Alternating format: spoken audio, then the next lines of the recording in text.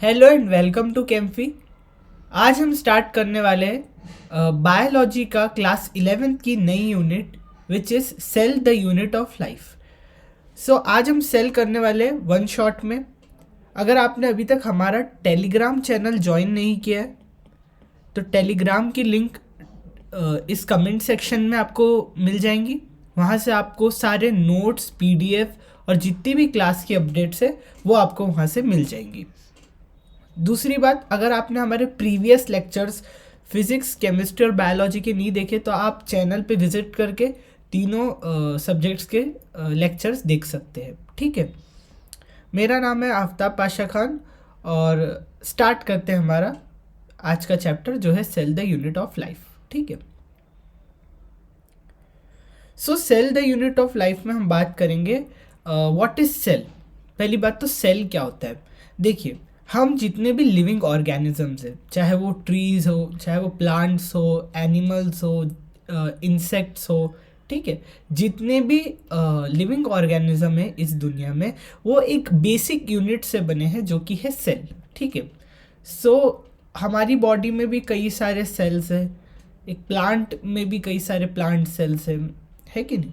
सो cell की study को हम क्या कहते हैं, जब हम एक सेल को स्टडी करते हैं तो उस स्टडी को क्या कहते हैं। So study of cell is cytology.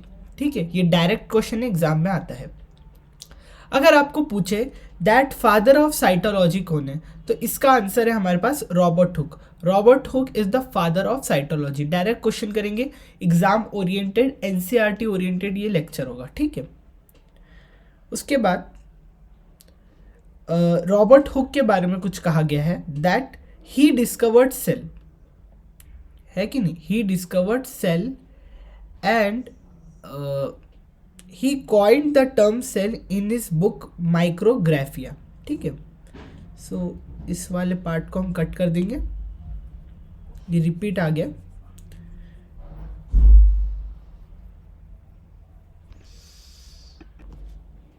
सो इन्होंने, जो रॉबर्ट हुक है, उन्होंने पहली बार जो है सेल को डिस्कवर्ड किया था। लेकिन वो जो सेल उन्होंने डिस्कवर्ड किया था रॉबर्ट हुक ने, वो एक डेड सेल था। कैसा सेल था वो? एक डेड सेल था, एक हॉलो सा सेल था। ठीक है, खोखला सेल था। और उन्हें ये सेल मिला कहाँ से था? From the cork of Spanish oak tree. Spanish oak tree क्या है? एक ट्री है, स्पेनिश ओक ट्री, जिसकी कॉर्क में से, कॉर्क मतलब वो जो ट्री में जो छाल होती है ना, आउटर कवरिंग, कॉर्क, वहाँ से जो है ये सेल मिला था जो कि डेड सेल था। इन्होंने फर्स्ट टाइम जो सेल टर्म है इन्होंने रखा था इन हिज बुक माइक्रोग्राफिया। माइक्रोग्राफिया नाम की इनकी किताब थी जिसमें इन्होंने सेल का नाम सेल रखा था। ठीक है, सेल नाम इन्होंने रखा था। ठीक है, अगर हमसे कोई पूछे कि पहली बार लिविंग सेल किसने डिस्कवर किया था तो वो थे हमारे एंटोन वॉन ल्यूवेनहुक। कौन थे? Anton von Leeuwenhoek. He is also known as father of microscopy. इन्होंने माइक्रोस्कोपिक वर्ल्ड में, बायोलॉजी में माइक्रोस्कोपिक वर्ल्ड में बहुत काम किया है, इसलिए इन्हें फादर ऑफ माइक्रोस्कोपी कहते हैं। इन्होंने पहली बार लिविंग सेल को डिस्कवर्ड किया था। He discovered bacteria, yeast, protozoan, sperm and RBC also. ठीक है, इन्होंने क्या क्या डिस्कवर्ड किया था? Living cell. इन्होंने बैक्टीरिया भी डिस्कवर्ड किया है, ईस्ट भी, प्रोटोजोअन, स्पर्म, है कि नहीं, ह्यूमन स्पर्म और आरबीसी। ठीक है, इतना हो गया। चलो नेक्स्ट पे आते हैं। ये सब याद करने वाले पॉइंट थे। लेकिन अगर आपसे कोई पूछे सेल किसने डिस्कवर्ड किया था, अगर आपसे कोई पूछे कि सेल किसने डिस्कवर्ड किया था तो वो थे हमारे एंटोन वॉन ल्यूवेनहुक। ठीक है, चलिए नेक्स्ट पे आ जाते हैं। अब ये सब तो हमने देख लिया कि सेल डिस्कवर किसने किया था और क्या क्या है। ठीक है, cell is the unit of life, है कि नहीं। सो इसके लिए बहुत सारी थियरी आई, है कि नहीं। सबसे पहली थियरी दी थी सेल थियरी, वो हमारी दी थी मैथियस स्क्लीडिन जो कि एक जर्मन बोटेनिस्ट थे, एंड थियोडोर स्क्वैन जो कि ब्रिटिश जूलॉजिस्ट थे। ठीक है, इनकी सेल थियरी क्या कहती है कि all living organism are composed of cell and their product. जितने भी लिविंग ऑर्गेनिज्म है वो सेल से बने हैं और उनके प्रोडक्ट से बने हैं। ठीक है। लेकिन इन्होंने एक चीज़ नहीं बताई थी, इसको मैं थोड़ा सा जूम कर देता हूँ आपके लिए। मैथियस स्क्लीडिन, आप स्क्लीडिन और स्क्वैन से याद रखना, स्क्लीडिन जर्मन के थे, जर्मन बोटेनिस्ट, एंड स्क्वान जो थे वो ब्रिटिश जूलॉजिस्ट थे। इन्होंने कहा था सेल थियोरी में कि all living organism are composed of cell and their products, ठीक है। बट इन्होंने ये नहीं एक्सप्लेन किया कि न्यू सेल कैसे बनते हैं। This theory did not explain as to how new cells were formed, नए सेल्स कैसे बनते, इनकी थियोरी ने ये नहीं बताया था। ओके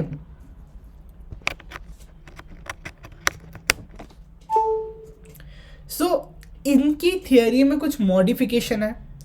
एक और साइंटिस्ट है जिन्होंने बताया कि नए सेल्स कैसे बनते हैं, कि नए सेल्स कैसे बनते हैं और कहाँ से आते हैं।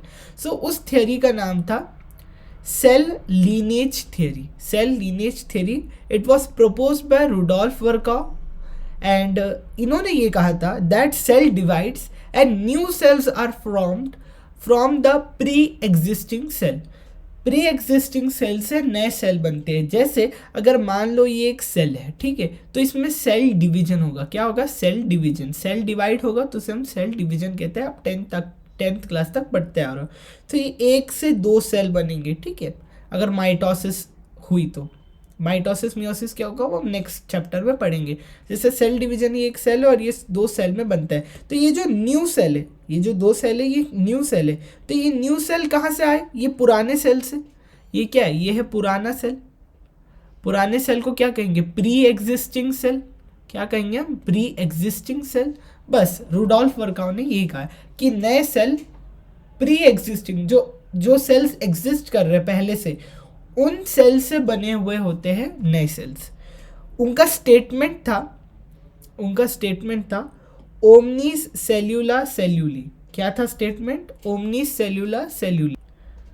तो ये ओमनीस सेल्यूला सेल्यूली जो है, ये रुडोल्फ वर्काउ ने जो है ये स्टेटमेंट दिया था, ओमनीस सेल्यूला सेल्यूली। एक्चुअली ये जो लैंग्वेज है ना, ये लैंग्वेज है लैटिन लैंग्वेज, इसलिए सुनने में अलग लग रहा होगा। ये लैटिन लैंग्वेज में इन्होंने दिया था रुडोल्फ वर्काउ ने सेल लीनेज थ्योरी। उन्होंने क्या कहा था? ओमनी सेल्यूला सेल्यूले। इसका मतलब ये है that cell divides and new cells are formed from pre existing cell. He modified the hypothesis of Schleiden and Schwann to give cell theory a final shape. तो आज की डेट में सेल थ्योरी हम कैसे समझते हैं? Cell theory understood today as all living organism are composed of cell and their products, है कि नहीं? सारे ऑर्गेनिज्म जो है सेल्स और सेल के प्रोडक्ट से बने हुए। दूसरी बात, all cells arise from pre existing cell. जितने सेल बनते हैं वो पुराने सेल से बनते हैं, ठीक है। इतना समझ आ गया? चलो नेक्स्ट पे आ जाते हैं। सो अभी तक हमने पढ़ा कि सेल जो होता है वो बेसिक यूनिट ऑफ लाइफ है। उसी छोटे छोटे सेल से एक ऑर्गेनिज्म बनता है, ठीक है। अब ये जो सेल है, सेल कुछ इस तरह का मान लो, है कि नहीं? सेल कुछ इस तरह का है। अब इस सेल के अंदर भी तो कुछ होगा, कुछ सेल ऑर्गेनेल हो गए। सेल के अंदर जो भी स्ट्रक्चर्स होते हैं उन्हें हम सेल ऑर्गेनेल कहते हैं, ठीक है। तो एक सेल ऑर्गेनेल है जिसका नाम है न्यूक्लियस, उसके बारे में हम पढ़ेंगे। न्यूक्लियस क्या होता है? न्यूक्लियस एक स्ट्रक्चर होता है सेल के अंदर। न्यूक्लियस क्या होता है? न्यूक्लियस एक स्ट्रक्चर होता है सेल के अंदर। तो इसके बारे में पढ़ते हैं।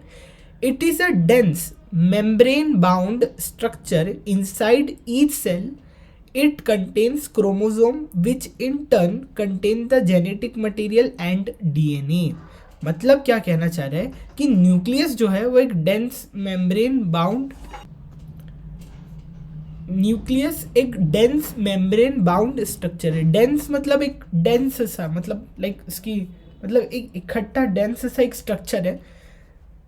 एक मेम्ब्रेन बाउंड स्ट्रक्चर है, मतलब ये एक ऐसा स्ट्रक्चर है जिसकी एक मेम्ब्रेन है। मेम्ब्रेन मतलब कवरिंग, है कि नहीं? मेम्ब्रेन मतलब उसकी एक कवरिंग, जैसे मेरी एक बाउंड्री है कि नहीं? वैसे ही इस स्ट्रक्चर की एक बाउंड्री है, मतलब एक कवरिंग है या मेम्ब्रेन है, ठीक है। तो एक डेंस मेम्ब्रेन बाउंड स्ट्रक्चर है हर सेल के अंदर, जिसके अंदर होते हैं क्रोमोसोम। क्रोमोसोम के अंदर क्या होता है? हमारी जितनी भी जेनेटिक इंफॉर्मेशन है, मटेरियल है और डीएनए, है कि नहीं? क्रोमोसोम के अंदर होता है। तो इतना का है। तो न्यूक्लियस के बाहर न्यूक्लियस क्या है? एक मेम्ब्रेन बाउंड स्ट्रक्चर है, ठीक है। तो जैसे मान लो ये न्यूक्लियस की मेम्ब्रेन है, जैसे मैं आपको न्यूक्लियस बताऊँ तो कैसा है, जैसे ये एक न्यूक्लियस की मेम्ब्रेन है, लेकिन ये न्यूक्लियस है पूरा, हाँ, लाइक ऐसा सा कुछ स्ट्रक्चर है, ठीक है, ऐसा ऐसा ऐसा ऐसा ऐसा ऐसा ऐसा एक स्ट्रक्चर है, जिसके अंदर क्या है, ये क्रोमोसोम से है कि नहीं, क्रोमोसोम जेनेटिक मटेरियल कुछ इस तरह से पड़ा हुआ है, ठीक है। तो ये जो मेम्ब्रेन है, तो ये मेम्ब्रेन है या नहीं है, ये जो मेम्ब्रेन है न्यूक्लियर मेम्ब्रेन कहते हैं, मतलब न्यूक्लियस की मेम्ब्रेन को क्या कहेंगे, न्यूक्लियर मेम्ब्रेन। न्यूक्लियस सेल के अंदर मिलता है, ये एक डेंस मेम्ब्रेन बाउंड स्ट्रक्चर है, ठीक है। तो इसकी जो मेम्ब्रेन है वो है न्यूक्लियर मेम्ब्रेन, है कि नहीं। ये मेम्ब्रेन के प्रेजेंस और एब्सेंस के आधार पर हमारे पास दो तरह के सेल होते हैं। न्यूक्लियर मेम्ब्रेन के प्रेजेंस और एब्सेंस के आधार पर, बेसिस पर दो तरह के सेल होते हैं। अगर न्यूक्लियर मेम्ब्रेन है, न्यूक्लियस तो आपने 10 तक पढ़ा ही होगा, बट मैंने समझा दिया आपको। अगर न्यूक्लियर मेम्ब्रेन नहीं है, अगर न्यूक्लियर मेम्ब्रेन नहीं है तो हम उस सेल को कहेंगे प्रोकैरियोटिक सेल। अगर न्यूक्लियर मेम्ब्रेन है जो कि डीएनए को सराउंड कर रही है, मतलब कवर कर रही है, सराउंड कर रही है न्यूक्लियर मेम्ब्रेन, तो हम कहेंगे यूकैरियोटिक। मतलब सादा सीधा मतलब ये है कि न्यूक्लियर मेम्ब्रेन है तो न्यूक्लियर मेम्ब्रेन नहीं है तो प्रोकैरियोट, न्यूक्लियर मेम्ब्रेन है तो यूकैरियोट, ठीक है। प्रोकैरियोट में no nuclear membrane around DNA, DNA lies naked in the cytoplasm. Naked का मतलब क्या होता है, जो कि जिसमें कवर नहीं चढ़ा हो, है कि जिसमें कवर नहीं है, उसे हम नेकेड कहेंगे, ठीक है। तो डीएनए जो है, डीएनए के अराउंड कोई न्यूक्लियर मेम्ब्रेन नहीं है ना, ये क्या है, न्यूक्लियर मेम्ब्रेन, ऐसा कुछ कवरिंग नहीं है। तो डीएनए नेकेड पड़ा है साइटोप्लाज्म में, सेल के अंदर जो ये जो रहता है ना, इसे हम साइटोप्लाज्म कहते हैं, ठीक है। उसी तरह यूकैरियोट में डीएनए जो है न्यूक्लियर मेम्ब्रेन से कवर्ड है। अच्छा, प्रोकैरियोटिक सेल्स के एग्जांपल देखो, प्रोकैरियोट और यूकैरियोट हमने समझा था बायोलॉजिकल क्लासिफिकेशन में, कि नहीं। अगर आपने हमारा वो लेक्चर नहीं देखा है तो वो जाके देख लीजिए। अभी तक मैंने वहाँ पर क्या बोलते हैं, पहला क्या चैप्टर है, लिविंग वर्ल्ड है, बायोलॉजिकल क्लासिफिकेशन है, देन उसके बाद क्या है, एनिमल नहीं प्लांट किंगडम मैंने डाल दिया है वहाँ पर, और रिप्रोडक्शन इन ऑर्गेनिजम्स का वीडियो मैंने डाल दिया क्लास 12 का, वो जाके आप देख लीजिए।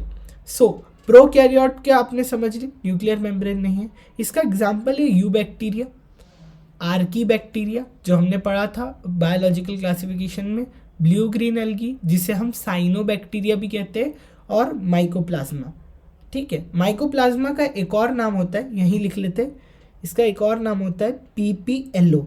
क्या होता है, पीपीएलओ, ठीक है। तो इसके एग्जाम्पल ये है, आप याद कर लेना। उसी तरह यूकैरियोटिक, जितने भी हमारे यूकैरियोट्स हैं, प्रोकैरियोट में कौन आ जाते हैं, किंगडम मोनेरा वाले। यूकैरियोट में kingdom Protista, kingdom fungi, kingdom Animalia plant, जितने भी सारे वो यहाँ पटक दो, ठीक है। तो ये हो गया यूकैरियोटिक।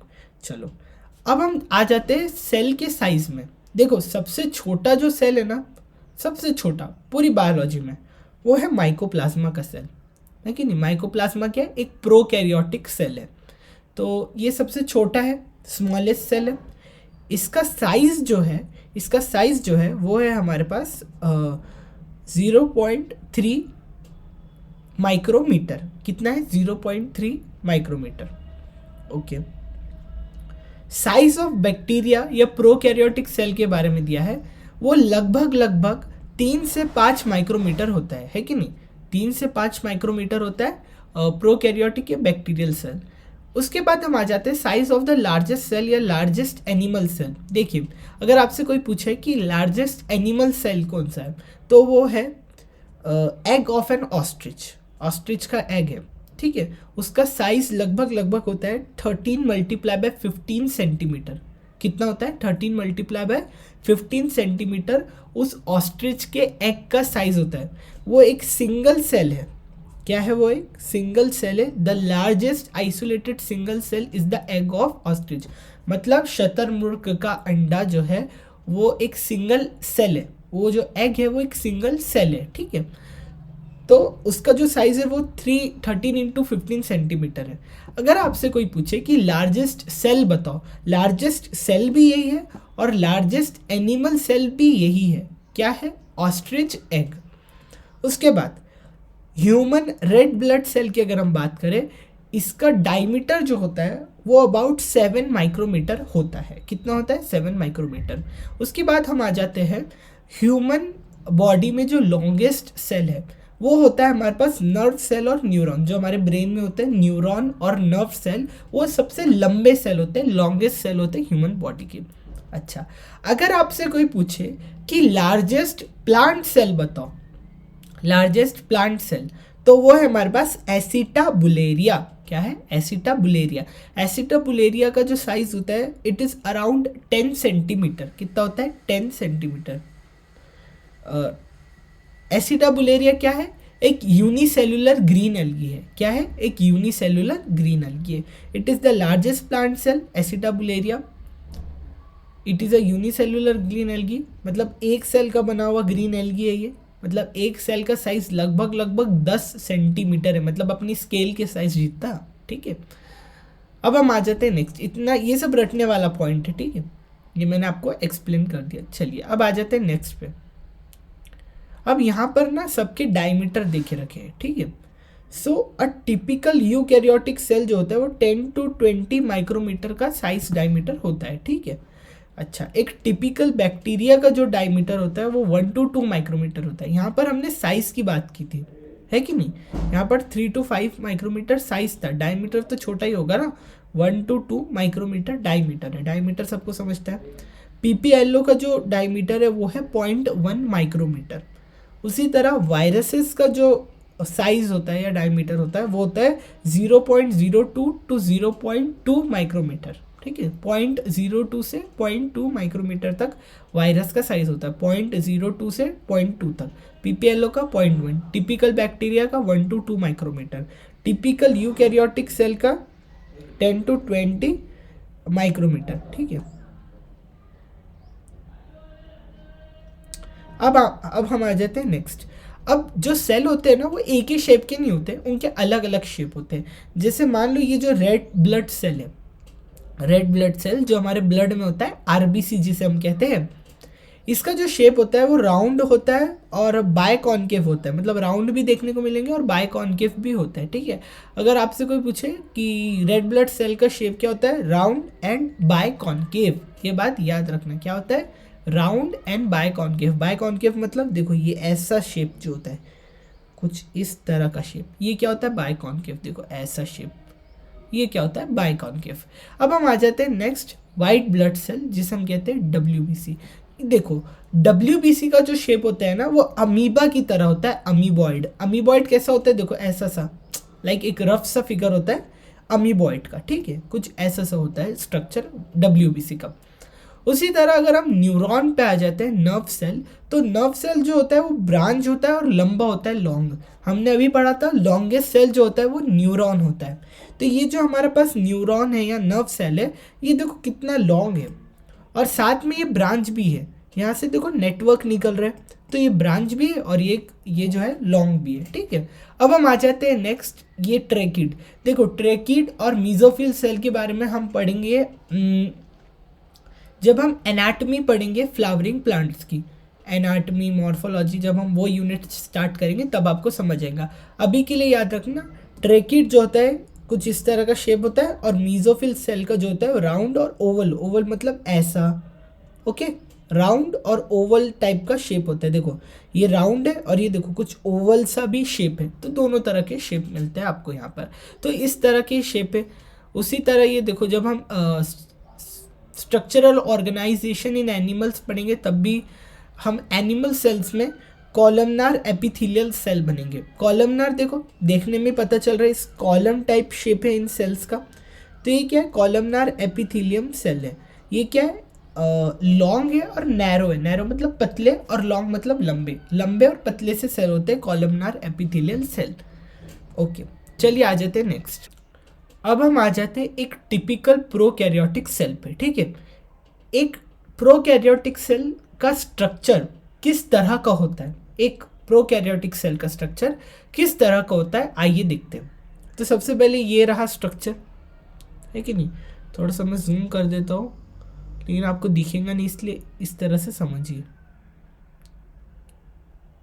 ओके, सबसे पहले हमारे पास आ जाता है हमारा न्यूक्लियोइड। क्या आ जाता है? न्यूक्लियोइड।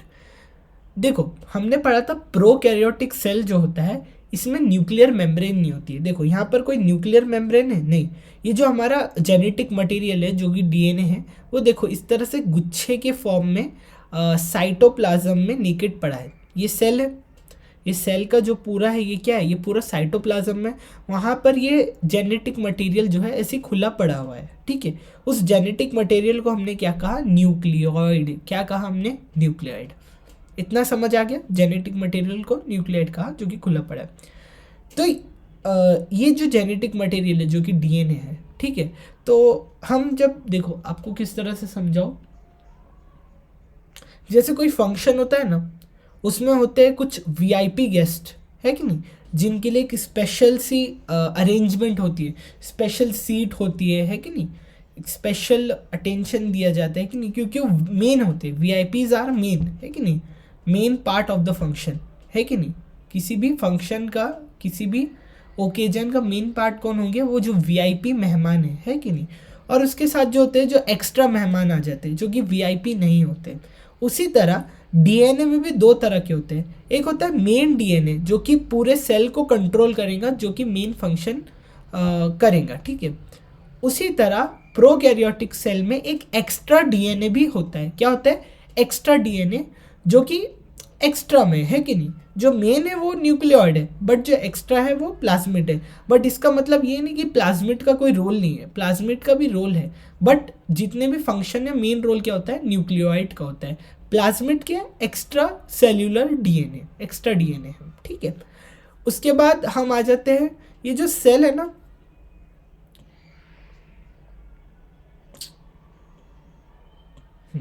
ये जो सेल है ना, ये सेल के बाहर एक कवरिंग है। प्रोकैरियोटिक सेल में ये जो सेल है ना, इसके बाहर ये वाइट कलर की दिख रही है आपको, ये रेड में मैं ट्रेस कर रहा हूँ, ये क्या है हमारे पास? ये है एक कवरिंग जिसे हम कहते हैं सेल वॉल। जिसे हम क्या कहते हैं? जिसे हम कहते हैं सेल वॉल। ये दिख रही है बाहर सेल वॉल, बीच में वाइट कलर की, देखो ये जो वाइट कलर की है ये सेल वॉल है, ठीक है। ये जो ब्लैक दिख रही है अंदर जो है, ये जो कवरिंग है ये सबसे इनर मोस्ट कवरिंग है सेल की, जिसे हम कहते हैं plasma membrane. Plasma membrane is the inner most covering. इसके ऊपर होंगी, इसके देखो ये है प्लाज्मा मेम्ब्रेन, इसके ऊपर है सेल वॉल, फिर इसके ऊपर एक और आउटर कवरिंग होती है, ये है प्लाज्मा मेम्ब्रेन, ये है हमारी सेल वॉल, और इसके बाहर एक और कवरिंग जिसे हम कहते हैं ग्लाइकोकैलिक्स, जिसे हम कहते हैं ग्लाइकोकैलिक्स या आउटर मेम्ब्रेन।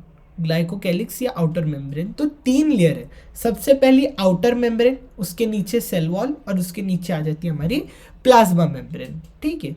इतना समझ आ गया? Plasma membrane.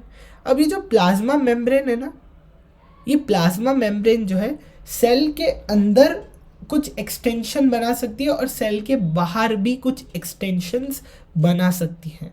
मतलब मान लो ये जो सेल मेम्ब्रेन थी वो सीधी सीधी जा रही थी, फिर वो साइटोप्लाज्म के अंदर ऐसा कुछ फोल्ड बना दिया, उस प्लाज्मा मेम्ब्रेन ने एक फोल्ड बना दिया, फिर सीधा सीधा गया। तो ये जो इनर फोल्डिंग है, इन फोल्डिंग है, फोल्डिंग हो रही है, देखो प्लाज्मा मेम्ब्रेन फोल्ड हो रहा है, पर कहाँ हो रहा है? अंदर के साइड में, सेल के अंदर के साइड में ये जो प्लाज्मा मेम्ब्रेन है, देखो सिंपल समझो, प्लाज्मा मेम्ब्रेन एक कवरिंग है जो कि इनफोल्ड कर रही है। तो जो प्लाज्मा मेम्ब्रेन इनफोल्ड कर रही है, मतलब जो इनफोल्डिंग बना रही है, एक ऐसा अंदर से एक स्ट्रक्चर बना रही है अंदर साइड में इनफोल्डिंग, उसे हम कहेंगे मीजोसोम। ये जो प्लाज्मा मेम्ब्रेन की इनफोल्डिंग है उसे हम कहेंगे मीजोसोम, ठीक है। उसके बाद अब हो सकता है वो प्लाज्मा मेम्ब्रेन बाहर की तरफ भी जो है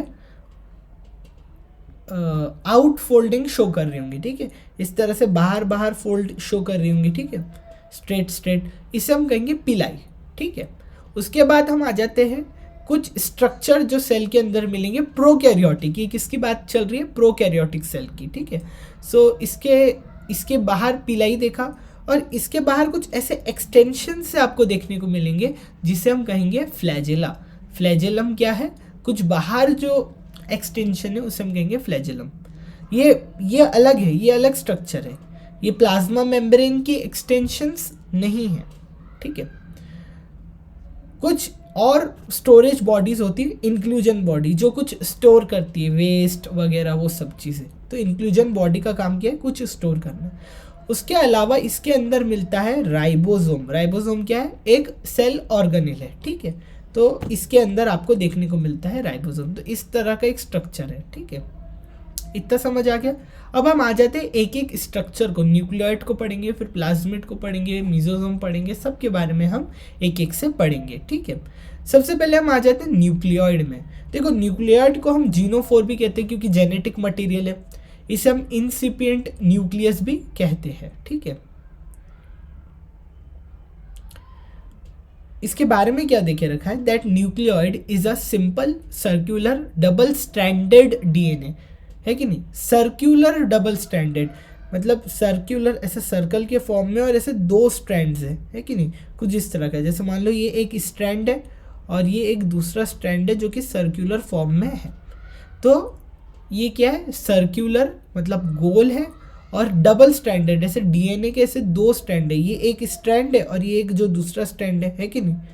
अब उन ह्यूमन में कुछ इस तरह का पढ़ते हैं ना, ये 1 2 ये दो स्ट्रैंड होते हैं। यहाँ पे वही स्ट्रैंड्स को क्या करो आप सर्कल के फॉर्म में पेश कर दो, ठीक है। ये जो डीएनए होता है ये हिस्टोन प्रोटीन से जुड़ा हुआ नहीं होता है, और इस डीएनए के अराउंड कोई न्यूक्लियर मेम्ब्रेन नहीं होती है। DNA lies naked in the cytoplasm, ठीक है। अच्छा, आपको ये जो क्लास के नोट्स है वो आपको टेलीग्राम पे मिल जाएंगे क्लास एंड होते से ही, ठीक है। इस डीएनए में हिस्टोन प्रोटीन नहीं है। हिस्टोन प्रोटीन एक स्पेशल काइंड ऑफ प्रोटीन है जो कि हमारे ह्यूमंस में और बाकी सारे ऑर्गेनिज्म में जो भी है वहाँ पर यूकैरियोट्स में बेसिकली हिस्टोन प्रोटीन आपको डीएनए से एसोसिएटेड मिलता है, पर प्रोकैरियोट के केस में हिस्टोन प्रोटीन डीएनए के साथ एसोसिएटेड नहीं होता है। चलिए इतना पढ़ लिया हमने। अब हम आ जाते हैं प्लाज्मिड में।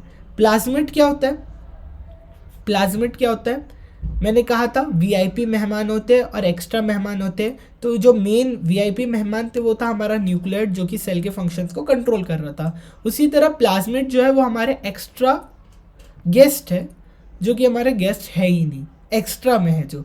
तो प्लाज्मिड क्या है, extra chromosomal circular piece of DNA. Extra में जो है मे कंटेन, देखो ऐसा नहीं कि प्लाज्मिड एक्स्ट्रा है तो फंक्शनल नहीं है, इसके पास भी कुछ ना कुछ जीन्स होंगे जो कि कुछ बैक्टीरिया में, देखो प्लाज्मिड हर किसी में नहीं होगा, सम बैक्टीरिया में होगा, मतलब प्लाज्मिड होगा भी तो उसमें जीन नहीं होगा। तो कुछ बैक्टीरिया है जिनके प्लाज्मिड में स्पेशल जीन होते हैं, है कि नहीं। वो जीन कैसे हो सकते हैं, फर्टिलिटी जीन हो सकता है, वो जीन रेजिस्टेंट जीन हो सकता है, वो जीन नाइट्रोजन फिक्सेशन जीन हो सकता है, F gene, R gene, NIF gene. देखो एफ जीन क्या होता है, एफ जीन जो होता है वो फर्टिलिटी से रिलेटेड होता है, मतलब कि फर्टिलिटी जीन मतलब उस बैक्टीरिया में कुछ स्पेशल जीन्स हैं जो उसको और फर्टाइल बनाते हैं, मतलब उसको एक फैसिलिटी प्रोवाइड करते हैं ताकि वो अपने जैसे और बैक्टीरियाज को बना सके। तो फर्टिलिटी जीन मतलब जो कि एफ जीन होता है कि नहीं। उसी तरह एक होता है आर जीन जो कि रेजिस्टेंट प्रोवाइड कराता है, मतलब अगर कोई बैक्टीरिया इन्वायरमेंट में है तो उससे भी तो डर है उस सेल को कि वो इन्वायरमेंट से मतलब उसे नुकसान पहुँचे। तो इन्वायरमेंट में जितने भी केमिकल्स है जो उसे हार्म पहुंचा सकते हैं उसके खिलाफ जो है रेजिस्टेंट होने के लिए आर जीन होता है जो कुछ केमिकल बनाएगा जिससे वो सेल जो है उस एनवायरनमेंट के प्रति रेजिस्टेंट बन जाएगा। उसी तरह नाइट्रोजन फिक्सेशन जीन जिसे हम NIF जीन कहते हैं, नाइट्रोजन फिक्सेशन जीन क्या करता है, बैक्टीरिया को हेल्प करता है टू फिक्स द नाइट्रोजन, मतलब नेचर में जो नाइट्रोजन है उसे फिक्स करने में, उसे लेने में हेल्प करता है प्लाज्मिड। अब हम आ जाते हैं सेल वॉल पे। तो सेल वॉल जो होती है, सेल वॉल मैंने कहा था आउटर कवरिंग होती है, है कि नहीं, आउटर मेम्ब्रेन जो ग्लाइकोकेलिक्स था उसके जस्ट बिलो जो है वो सेल वॉल था। ओके, सो सेल वॉल की अगर हम बात करें वो माइकोप्लाज्मा में या पीपीएलओ में, माइकोप्लाज्मा एक और नाम कहा था पीपीएलओ, उनमें एब्सेंट होती है। So cell wall is absent in Mycoplasma and PPLO, जिसे हम पीपीएलओ कहते हैं। माइकोप्लाज्मा एंड पीपीएलओ सेम है। सेल वॉल किसकी बनी होती है? देखो सेल वॉल जो होती है वो पेप्टिडोग्लाइकन की बनी होती है। किसकी बनी होती है? पेप्टिडोग्लाइकन। पेप्टिडोग्लाइकन किसका बना होता है? पेप्टिडोग्लाइकन जो होता है एन एसिटाइल ग्लूकोजामिन, जिसे हम NAG कहते हैं, और एन एसिटाइल म्यूरामिक एसिड का बना होता है। तो NAG और NAM से बना होता है हमारे पास पेप्टिडोग्लाइकन। सो पेप्टिडोग्लाइकन किसका बना होता है? N acetyl muramic and N acetyl glucosamine का बना होता है पेप्टिडोग्लाइकन। तो हम कह सकते हैं कि NAG और NAM का बना है हमारे पास क्या बोलेंगे, सेल वॉल, या पेप्टिडोग्लाइकन का बना है, क्योंकि पेप्टिडोग्लाइकन का ही बना होता है। ठीक है, 1 सेकेंड।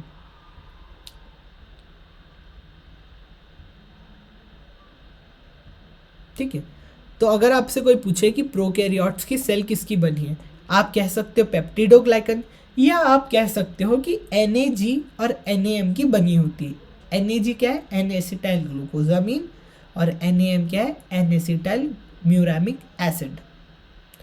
अच्छा, पेप्टाइडोग्लाइकन्स क्या होते हैं?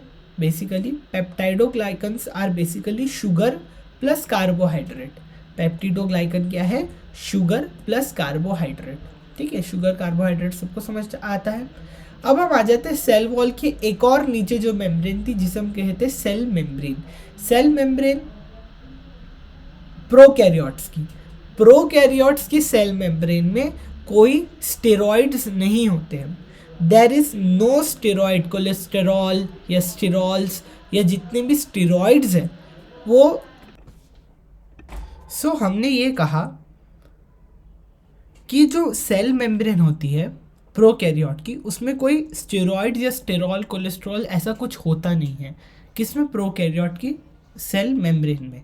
स्टेरॉइड्स का होना नहीं होना क्या होता है? देखो, अगर किसी सेल मेम्ब्रेन में स्टेरॉइड्स हो, अगर किसी सेल मेम्ब्रेन में स्टेरॉइड्स है, तो स्टेरॉइड्स क्या करते हैं या स्टेरॉल्स क्या करते हैं? उस सेल मेम्ब्रेन को स्टेबिलिटी प्रोवाइड करते हैं। क्या करते हैं? उस सेल मेम्ब्रेन को स्टेबिलिटी प्रोवाइड करते हैं। कौन? स्टेरॉइड्स। तो प्रोकैरियोट के सेल मेम्ब्रेन में स्टेरॉइड्स नहीं होते। स्टेरॉइड्स का काम क्या होता है? स्टेबिलिटी देना। लेकिन प्रोकैरियोट के सेल में स्टेरॉल्स नहीं मिलता है। लेकिन जो माइकोप्लाज्मा है, माइकोप्लाज्मा जिसको हमने पीपीएलओ भी कहा था, पीपीएलओ क्या होता है? पीपीएलओ होता है प्लूरोनिमोनिया लाइक ऑर्गेनिज्म। पीपीएलओ हमने जिसे कहा था माइकोप्लाज्मा को, उसे हम कहते हैं पीपीएलओ। पीपीएलओ क्या होता है? Pleuropneumonia like organisms. ओके, तो माइकोप्लाज्मा में जो है, माइकोप्लाज्मा की सेल मेम्ब्रेन में स्टेरॉइड्स और स्टेरॉल्स प्रेजेंट होते हैं। क्या होते हैं? प्रेजेंट होते हैं। तो ये बात याद रखना। ओके, चलो, हमने क्या कहा था? जो सेल मेम्ब्रेन की इनफोल्डिंग है उसे हमने कहा था मीजोजोम। उसे हमने क्या कहा था? मीजोजोम। मीजोजोम का फंक्शन क्या होता है प्रोकैरियोटिक सेल में? मीजोजोम का फंक्शन क्या होता है प्रोकैरियोटिक सेल में? देखो, मीजोजोम का फंक्शन होता है cell division. Mesosome cell division में पार्टिसिपेट करता है। डीएनए के रेप्लिकेशन, मतलब एक डीएनए से दो डीएनए, है कि नहीं? एक डीएनए से दो डीएनए, मतलब डीएनए को रेप्लिकेट करने में भी मीजोजोम का रोल होता है। ठीक है, मीजोजोम्स के पास कुछ एंजाइम होते हैं जो कि एरोबिक रेस्पिरेशन के लिए रिस्पॉन्सिबल होते हैं। ये जो मीजोजोम होता है, it is just analogous to mitochondria. Analogous मतलब जिनके फंक्शन सेम हो। एनालॉगस मतलब जिनके फंक्शन सेम हो। माइटोकॉन्ड्रिया के पास भी, माइटोकॉन्ड्रिया जो यूकैरियोटिक सेल्स में देखने को मिलता है, हम पढ़ेंगे। तो ये जो माइटोकॉन्ड्रिया होता है, इसके पास एरोबिक रेस्पिरेशंस के लिए कुछ एंजाइम होते हैं। तो माइटोकॉन्ड्रिया के बाद पास एरोबिक रेस्पिरेशन के लिए एंजाइम होते हैं, लेकिन प्रोकैरियोट के पास माइटोकॉन्ड्रिया जैसी चीज़ हमने देखी ही नहीं। तो यहाँ पर जो कि एरोबिक रेस्पिरेशन के लिए एंजाइम्स है वो कहाँ पर देखने को मिलेंगे, वो हमें देखने को मिलेंगे मीजोसोम्स में। तो मीजोसोम्स में आपको एरोबिक रेस्पिरेशन के लिए एंजाइम्स देखने को मिलेंगे एनालॉगस टू माइटोकॉन्ड्रिया। माइटोकॉन्ड्रिया के पास क्या है, एंजाइम्स फॉर एरोबिक रेस्पिरेशन। उसी तरह प्रोकैरियोट में मीजोसोम्स के पास भी यही एंजाइम है, तो दोनों एनालॉगस हो गए। मीजोसोम्स एंड माइटोकॉन्ड्रिया आर एनालॉगस। ठीक है, मीजोसोम्स के बारे में और कुछ दिया है। देखो मीजोसोम्स का जो शेप है वो अलग अलग तरह का हो सकता है। ये जैसे प्लाज्मा मेम्ब्रेन जो है अंदर की तरफ ट्यूब बना सकती है कि नहीं, या जो ये प्लाज्मा मेम्ब्रेन ये कुछ इस तरह का वेसिकल मतलब ऐसा गोल टाइप है कि नहीं, तो ये देखो ऐसा गोल टाइप सा स्ट्रक्चर बना सकता है। और मीजोसोम किस शेप का हो सकता है, ऐसा लैमिली सा शेप का हो सकता है, ऐसा बड़ा करके इस तरह का। देखो जैसे ये हमारा सेल है, इसका साइटोप्लाज्म है और ये अंदर में लैमिली बोले तो कुछ ऐसा बड़ा सा है कि नहीं। तो इन तरह के शेप का हो सकता है, ट्यूब के शेप का, वेसिकल के शेप का, या ऐसा ऐसा लैमिली के शेप का। लैमिली मतलब ऐसा इस तरह का कुछ शेप। ठीक है, मीजोसोम्स जो है वो सेल वॉल बनाने में भी मदद करते हैं। मीजोसोम के हम फंक्शन पढ़ रहे हैं, तो mesosome helps in cell wall formation. ठीक है, mesosomes helps to increase the surface area of the plasma membrane and the enzymatic content। ये प्लाज्मा मेम्ब्रेन की सरफेस एरिया को बढ़ा देती है, जहाँ जिसके कारण क्या होगा, प्लाज्मा मेम्ब्रेन से चीज़ें अंदर आएंगी, चीज़ें बाहर जाएंगी, तो प्लाज्मा मेम्ब्रेन का सरफेस एरिया बढ़ा देता है ये मीजोसोम। ठीक है, दूसरी बात इसके अंदर एंजाइमेटिक कंटेंट भी ज़्यादा होता है, जैसे एरोबिक रेस्पिरेशन के लिए एंजाइम होते हैं, तो एंजाइमेटिक कंटेंट भी ज़्यादा होता है। अच्छा, अब हम आ जाते हैं पीली और फिम्बरी। ये देखो ये दो एक स्ट्रक्चर होते हैं, पीली और फिम्बरी। पीली जो होता है ना, पीली या पिलाए या जो भी बोलो आप, जैसा भी कॉन्सेप्ट याद रखना। पिलाए जो होता है वो एक एलोंगेटेड ट्यूब्यूलर हॉलो फिलामेंट होता है। फिलामेंट मतलब फिलामेंट ऐसा एक इलोंगेटेड, देखो ट्यूब की शेप का ये, और हॉलो है, हॉलो मतलब खोखला है कि नहीं। इसका काम क्या होता है, ये सब्सटेंस को ट्रांसफर करने में हेल्प करता है। कौन, पिलाए जो है वो सब्सटेंस को ट्रांसफर करने में हेल्प करता है। अच्छा, फिम्बरी क्या होता है, फिम्बरी जैसे पिलाई क्या था, ऐसा एलोंगेटेड सा ट्यूब सा एक फिलामेंट था। फिम्बरी क्या होता है, ऐसे छोटे छोटे से स्मॉल ब्रिसल लाइक, देखो ऐसे छोटे से small bristle like solid filament होते हैं। ठीक है, ऐसे छोटे सॉलिड फिलामेंट होते हैं जो कि एक स्पेशल प्रोटीन से बने होते हैं, जिसका काम क्या होता है, सेल अटैचमेंट। तो फिम्बरी और पिलाई क्या है, दोनों भी फिलामेंटस एक्सटेंशन है। फिलामेंट की तरह, फिलामेंट मतलब समझता है ना, ऐसा फिलामेंट सा एक, ऐसा फिलामेंट सा एक एक्सटेंशन मतलब आउटग्रोथ है किसकी, प्लाज्मा मेम्ब्रेन की। So pili and fimbriae are the extension of plasma membrane. But pili अलग होता है, फिम्बरी अलग होता है फंक्शन में और स्ट्रक्चर में। पीली जहाँ लंबा सा होता है, फिम्बरी ऐसे छोटा सा होता है, बहुत सारा ऐसा छोटा सा। फिम्बरी का काम क्या है, सेल की अटैचमेंट में ये हेल्प करता है, इसके पास स्पेशल प्रोटीन होते हैं।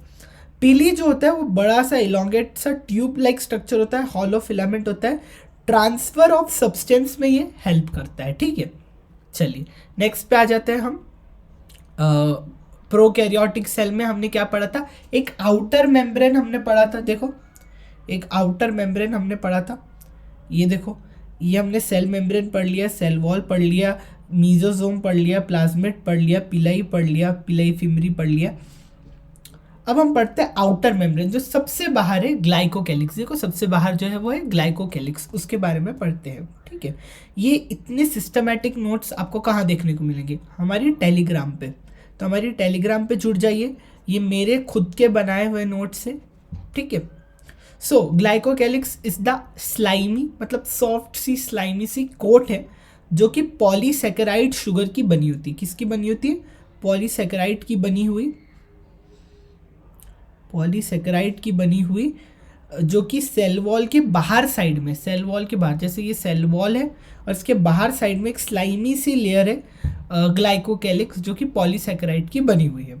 अच्छा, ग्लाइकोकैलिक्स का फंक्शन क्या होता है, देखो ये सेल के अटैचमेंट में हेल्प करता है। सेल अगर किसी और के साथ जुड़ रहा है तो उसके अटैचमेंट में, ये स्पेसिफिक होता है, ये हर सेल का स्पेसिफिक होता है। तो हम जो है ग्लाइकोकैलिक्स की मदद से किसी भी सेल को आइडेंटिफाई कर सकते हैं। तो ग्लाइकोकैलिक्स की हेल्प से हम सेल के आइडेंटिफिकेशन मतलब पहचान सकते हैं ये कौन सा सेल है, ये कौन सा सेल है। उसी तरह ग्लाइकोकैलिक्स एक आउटर मेम्ब्रेन है, तो एक मेम्ब्रेन है, एक कवरिंग है। कवरिंग क्या करेंगी, इसे प्रोटेक्शन प्रोवाइड करेंगी। उसी तरह glycocalyx provide virulence and pathogenicity, है कि नहीं। मतलब ये ग्लाइकोकैलिक्स जितनी अच्छी होगी, बैक्टीरिया या प्रोकैरियोटिक सेल उतना स्ट्रांग होगा, है कि नहीं, उतना पैथोजेनिक होगा, डिजीज कॉजिंग होगा, है कि नहीं। तो ऐसे प्रोकैरियोटिक सेल जिनकी ग्लाइकोकैलिक्स होती है, मतलब लाइक ग्लाइकोकैलिक्स जो है एक प्रोकैरियोटिक सेल को वायरुलेंस या पैथोजेनिक बनाता है, ठीक है। वायरुलेंस प्रोवाइड करता है ग्लाइकोकैलिक्स, मतलब जितना अच्छा होगा उतनी अच्छी डिसीज कॉज करेंगे, ये उतना स्ट्रांग होगा। अच्छा, हमने पढ़ा था एक स्ट्रक्चर होता है प्रोकैरियोटिक सेल में जो कि होता है राइबोसोम। राइबोसोम छोटा छोटा सेल ऑर्गेनेल होता है, जैसा हमने पढ़ा था न्यूक्लियस, है कि नहीं। उसी तरह एक राइबोसोम होता है जो कि प्रोकैरियोटिक सेल में मिलता है और यूकैरियोट में भी मिलता है। लेकिन जो प्रोकैरियोट में जो राइबोसोम मिलता है उसका साइज 70S होता है। क्या होता है 70S, हम पढ़ेंगे S क्या होता है आगे। 70S टाइप का होता है। ये जो राइबोसोम है ये दो छोटी छोटी यूनिट से मिलके बना होता है। देखो 50+30 क्या होता है, 50+30 होता है 80, बट इस केस में 70 इज इक्वल टू 50+8, 50+30। ये मैथ्स वाले बच्चे समझ नहीं पाएंगे, ये हम बायो वाले बच्चे ही समझ पाएंगे। तो 50+30S क्या होगा, 50S+30S it is equal to 70S, ठीक है। छोटी छोटी यूनिट्स मिलके एक 70S राइबोसोम बनाती है। एस क्या होता है हम आगे पढ़ेंगे। एस होता है स्वेडबर्ग यूनिट, पढ़ेंगे नोट्स में है, स्वेडबर्ग यूनिट होता है, ये पढ़ेंगे क्या होता है। ये राइबोसोम की मतलब साइज को डिफाइन करता है। 70S राइबोसोम मतलब उसका एक साइज है, स्टैंडर्ड साइज है। अब हमने पढ़ा था राइबोसोम, अब हम पढ़ेंगे फ्लैजेलम। फ्लैजेलम मैंने बताया एक बाहरी एक स्ट्रक्चर देखा था हमने। ये देखो ये सेल है, सेल के बाहर ये देखो फ्लैजेलम है। फ्लैजेलम के बारे में पढ़ते हैं। ये जो फ्लैजेलम है ना, अगर ये प्रेजेंट रहा तो ये फ्लैजिलिन प्रोटीन का बना होगा। किस प्रोटीन का, बस नाम याद रखना, फ्लैजेला फ्लैजिलिन प्रोटीन का बना है। किसका बना है, फ्लैजेलम फ्लैजिलिन प्रोटीन का बना है। फ्लैजेलम फ्लैजिलिन प्रोटीन का बना हुआ है, ओके। सो अगर ये रहा तो फ्लैजिलिन प्रोटीन का बना होगा, ठीक है। इसका फंक्शन क्या होता है, ये मूवमेंट में हेल्प करता है। तो हम यहाँ लिख लेते, हेल्प्स इन मूवमेंट, मतलब उस सेल की मूवमेंट में, है कि नहीं। जो पीली और फिमरी थी वो सेल अटैचमेंट, और पीली क्या कर रहा था, सब्सटेंस की मूवमेंट करा रहा था, या खुद पूरे सेल की। Helps in movement of cell लिख देता हूँ, ठीक है, फ्लैजेलम। अब हम आ जाते हैं एक नेक्स्ट पॉइंट पे, दैट प्रोकैरियोटिक सेल जो है वो डिवाइड कैसा होता है। मतलब एक प्रोकैरियोटिक सेल से दो प्रोकैरियोटिक, ये कैसे बनेंगे, ये एमाइटोसिस से बनेंगे। एमाइटोसिस क्या होगा, ये हम जब नेक्स्ट चैप्टर पढ़ेंगे सेल डिवीजन, उसमें मैं आपको बताऊंगा कि एमाइटोसिस एक सेल डिवीजन का तरीका है जिसमें कोई क्रोमोसोम, स्पिंडल फाइबर और न्यूक्लियर कंस्ट्रक्शन नहीं होता है। सिंपल साइटोप्लाज्म डिवाइड हो जाता है और दो बन जाते हैं, सिंपल, ज़्यादा कुछ नहीं होता है कॉम्प्लेक्स। एमाइटोसिस से डिवाइड होते हैं। अब हमने पढ़ा था कि प्रोकैरियोट क्या होते हैं, जिनमें न्यूक्लियर मेम्ब्रेन होती है। यूकैरियोट क्या होते हैं, जिनमें न्यूक्लियर मेम्ब्रेन होती है। प्रोकैरियोट में न्यूक्लियर मेम्ब्रेन नहीं होती है, यूकैरियोट में न्यूक्लियर मेम्ब्रेन होती है। तो प्रोकैरियोट और यूकैरियोट में एक डिफरेंस देख लेते हैं। आइए, अगर हम प्रोकैरियोट की बात करें, थोड़ा सा जूम कर लेते हैं, ओके। सो अगर हम प्रोकैरियोट की बात करें, सो प्रोकैरियोट में क्या होता है, सिंगल सर्कुलर डीएनए होता है या क्रोमोसोम होता है। हमने पढ़ा ऐसा सिंगल सा एक सर्कुलर सा डबल स्टैंडर्ड डीएनए होता है।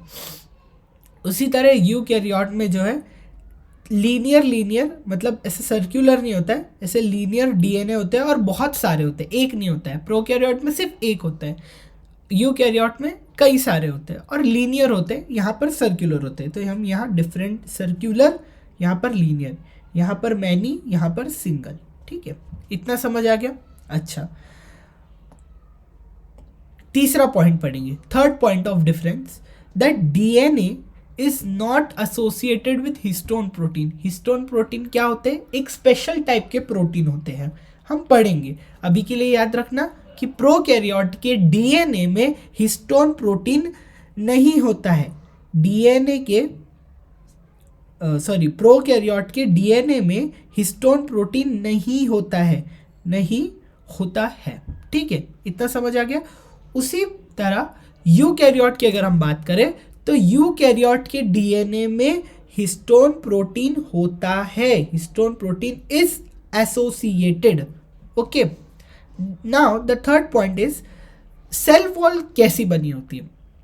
अगर हम प्रोकैरियोट की सेल वॉल की बात करें तो पेप्टिडोग्लाइकन, या जिसे हम एनएजी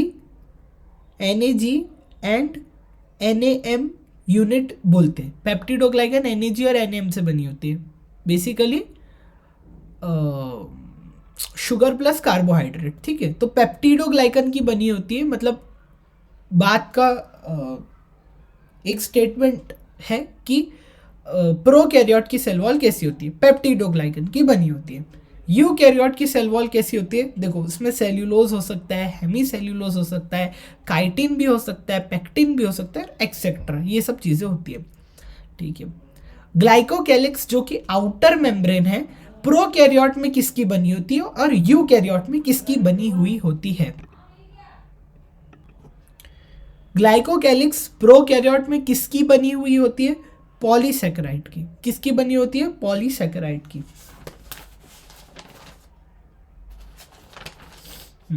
पॉलीसैकेराइड की बनी होती है। और यूकैरियोट में ग्लाइकोकैलिक्स ओलिगोसैकेराइड की बनी हुई होती है।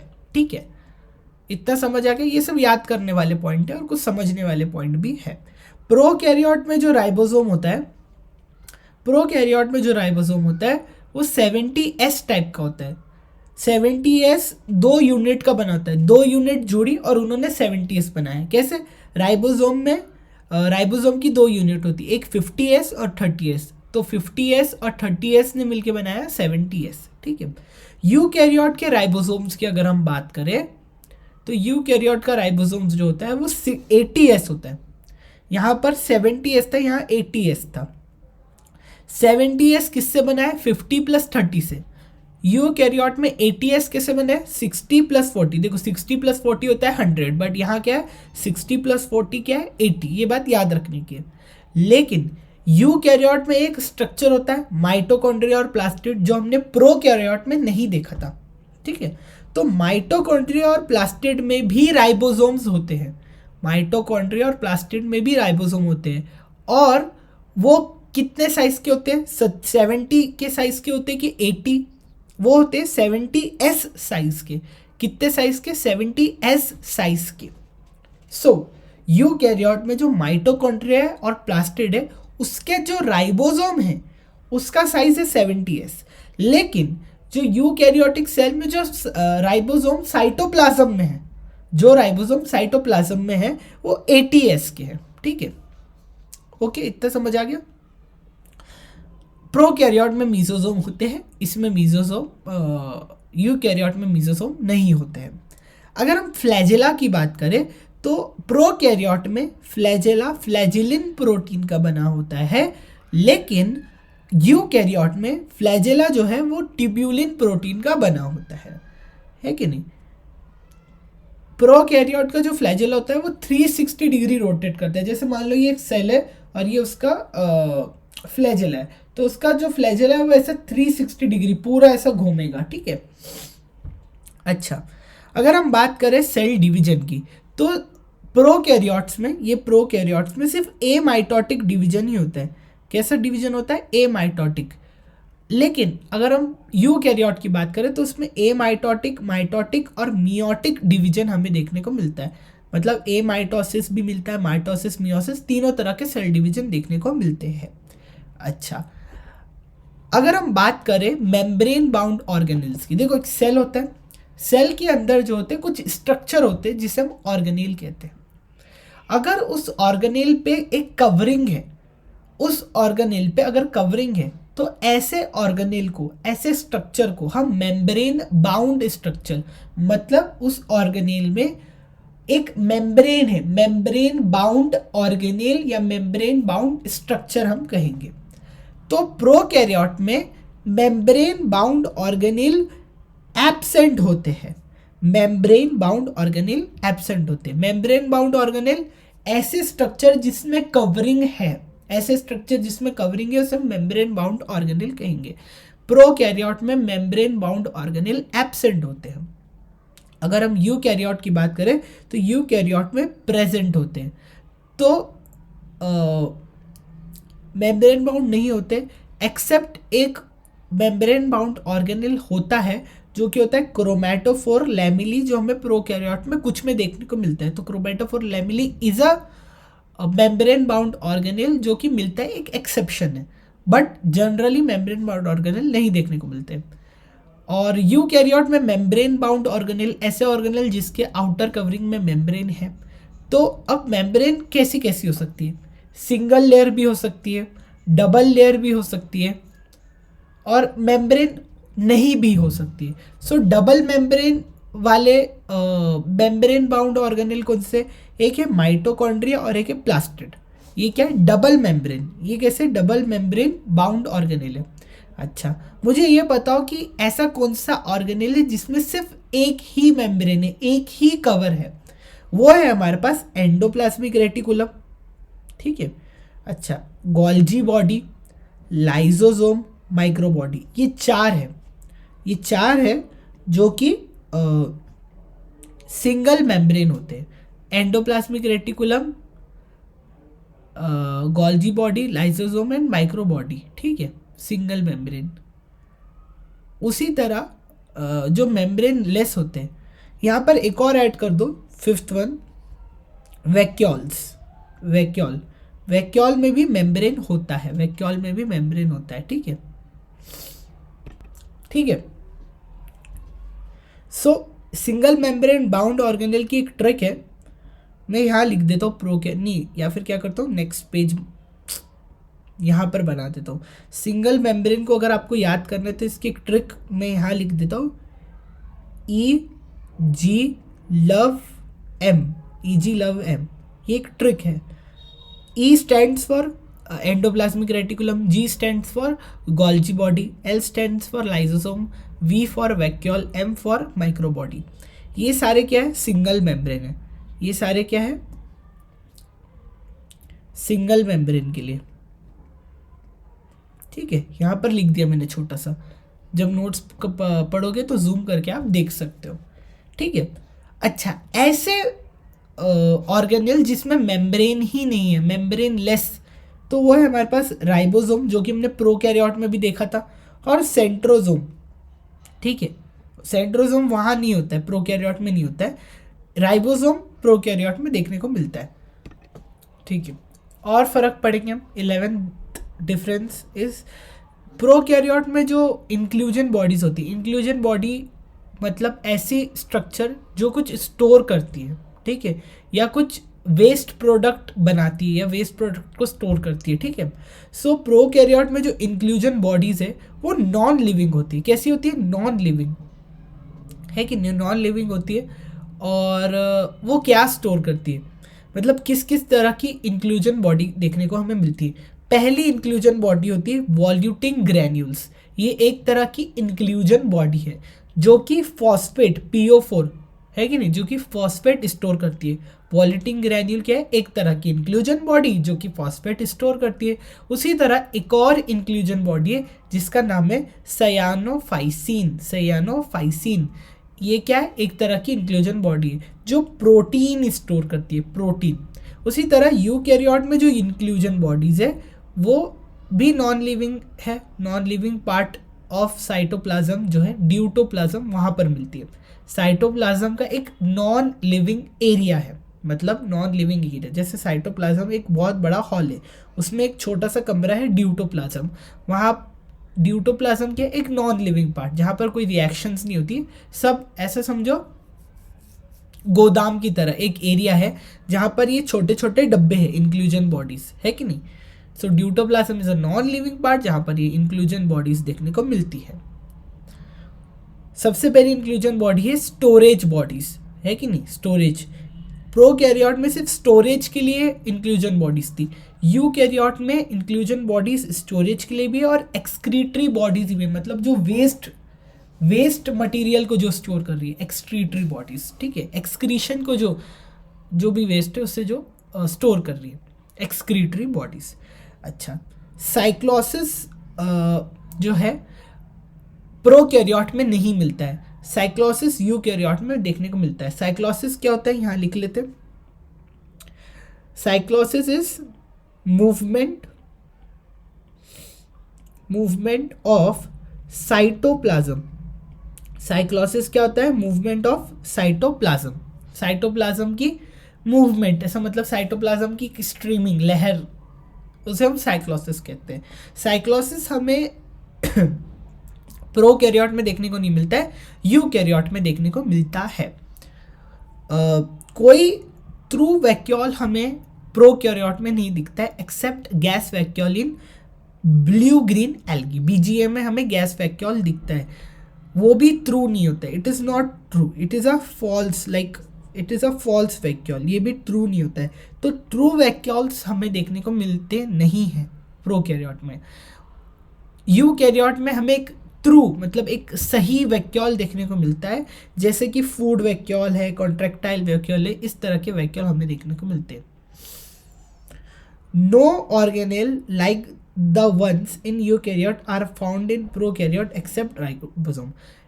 ऐसे कोई भी ऑर्गेनेल नहीं है यूकैरियोट के जो प्रोकैरियोट में मिलते हैं एक्सेप्ट राइबोसोम। राइबोसोम प्रोकैरियोट में भी मिलता है, यूकैरियोट में भी मिलता है। अब हम आ जाते हैं नेक्स्ट, प्लांट सेल और एनिमल सेल में डिफरेंस। प्लांट सेल और एनिमल सेल में डिफरेंस ये हम सबसे लास्ट में करेंगे, जब हम सारे सेल ऑर्गेनेल्स कर लेंगे ना, तब हम ये डिफरेंस देखेंगे, ठीक है। सो आई होप आज की क्लास आपको समझ आई होगी। ये वन शॉट लेक्चर मैंने सोचा था करूँ, बट ये हम वन शॉट नहीं करेंगे, इसे हम 2 पार्ट में कंप्लीट करेंगे, इसीलिए क्योंकि आप थोड़ा सा रिवाइज करके आ जाओ, क्योंकि वन शॉट बहुत लंबा वीडियो हो जाता है, 1 घंटे का ऑलरेडी हो गया, तो हम 2 पार्ट में इसे कंप्लीट कर लेंगे, ठीक है। वन शॉट 2 पार्ट ठीक है। सो पार्ट 1 यही एंड होता है, पार्ट 1 एंड होता है यही। इसका नोट्स, कंप्लीट नोट्स में डाल देता हूँ अपने टेलीग्राम पे, जिसमें पूरे नोट्स बने होंगे पार्ट 1 तक, ठीक है। सो ये क्लास हम यही एंड करते हैं, टेलीग्राम ज्वाइन कर लीजिए, सारे नोट्स वहीं मिल जाएंगे। टिल देन, जय हिंद, जय भारत। आप चैनल को सब्सक्राइब कर देना और जो भी डाउट है नीचे कमेंट में बता देना। आज एक ओवरऑल प्रोकैरियोट और यूकैरियोट में हमने डिफरेंस देखा। देखो जल्दी से समराइज करते हैं, आज हमने क्या क्या किया। हमने सबसे पहले पढ़ा कि सेल क्या होता है। सेल को डिस्कवर किसने किया था? डेड सेल को रॉबर्ट हुक, लिविंग सेल को एंटोन वॉन लीeuwenhoek। फिर उसके बाद हमने देखा कि सेल की थियरी आई, स्क्लीडेन एंड स्क्वान ने दी, बट वो ये नहीं बता पा रहे थे कि नए सेल्स कहाँ से बनते। तो फिर आए रुडोल्फ वर्काउ, जिन्होंने ओमनी सेल्यूला सेल्यूले नाम की एक स्टेटमेंट दे दी, जो कि लैटिन लैंग्वेज में थी। फिर उसके बाद हमने देखा कि प्रोकैरियोटिक सेल कैसा होता है, उसमें हमने मीजोसोम्स के बारे में पढ़ा, सेल वॉल के बारे में पढ़ा, माइकोप्लाज्मा में सेल वॉल नहीं होती है, सेल मेम्ब्रेन में स्टेरॉइड्स नहीं होते प्रोकैरियोट में, लेकिन एक्सेप्शन है माइकोप्लाज्मा। ये सब हमने बातें की, फ्लैजेला, पीली, फिमराई, प्लास्टिड, न्यूक्लियोइड। प्रोकैरियोट क्या होता है? जिसमें न्यूक्लियर मेम्ब्रेन नहीं होते, यूकैरियोटिक जिसमें न्यूक्लियर मेम्ब्रेन होती है। फिर हमने प्रोकैरियोट यूकैरियोट में सारे डिफरेंस देखे और ये क्लास हमने एंड कर दी। क्लास एंड होने के बाद आपका काम है सबसे पहले तो सारे चीज़ को एक बार समराइज करना 5 टाइम्स। क्यों पता है? क्योंकि हमारा ब्रेन ना, हम इस ब्रेन को ट्रेन करने वाले इस जर्नी में। पढ़ते सब है, समझ सबको आता है, लेकिन याद कुछ नहीं रहता है क्योंकि आपने अपने ब्रेन को ट्रेन नहीं किया। तो 5 बार पढ़ लो, दिमाग में खुद बात बैठ जाएंगी, ठीक है। सो मिलते हैं नेक्स्ट क्लास में। जय हिंद, जय Bharat. Thank you so much.